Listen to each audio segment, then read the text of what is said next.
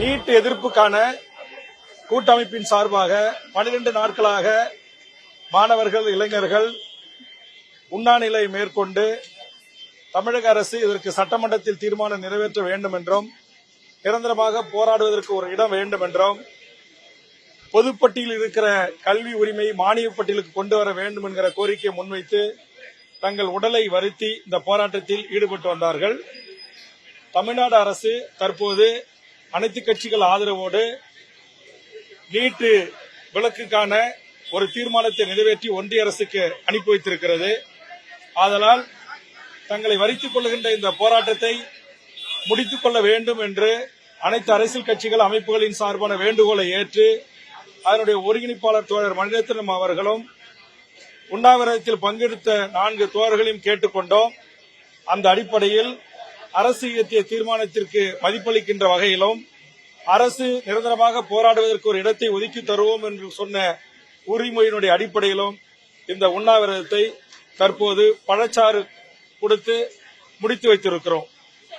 போராட்டம் வடிவங்கள் மாறலாம், ஆனால் போராட்டம் ஓயாது. நீட் தேர்வு முழுவதுமாக ரத்து செய்கின்ற வரையில் போராட்ட வடிவங்களை மாற்றி தொடர்ந்து போராடுவோம். போராடுகின்ற இளைஞர்களுக்கு, மாணவர்களுக்கு, பொதுமக்களுக்கு தமிழக வாழ்வுரிமை கட்சி என்றும் போல் உறுதுணையாக இருக்கும் என்பதை தெரிவித்துக் கொள்கிறேன்.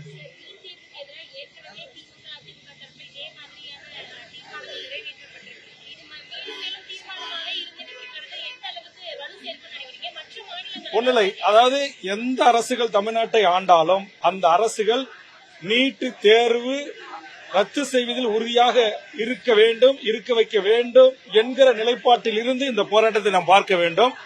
அந்த நிலைப்பாட்டுக்கு தற்போது தமிழக சட்டமன்றத்தில் இடம்பெற்றிருக்கிற அரசியல் கட்சிகளையும் உறுதியான ஆதரவு தெரிவிக்கக்கூடிய வகையில் இந்த போராட்டம் இருக்க வேண்டும் என்று இளைஞர்கள் நினைத்தார்கள். அதை அவர்கள் சாதித்திருக்கிறார்கள். ஏன்னா கடந்த காலங்களில் எல்லா அரசுகளும் எல்லா கட்சிகளும் நீட்டை நீட்டுடைய ஒரு சில கட்சிகள் வரவேற்றிருக்கிறார்கள். ஆக தமிழ்நாட்டில் அனைத்து சட்டமன்ற கட்சிகள் உள்ளடக்கிய ஒரு சட்டமன்றம் ஏகமனதாக ஒரு தீர்மானம் நிறைவேற்ற வைப்பது என்பதும் இந்த போராட்டத்துடைய வெற்றியாக நான் பார்க்கிறேன்.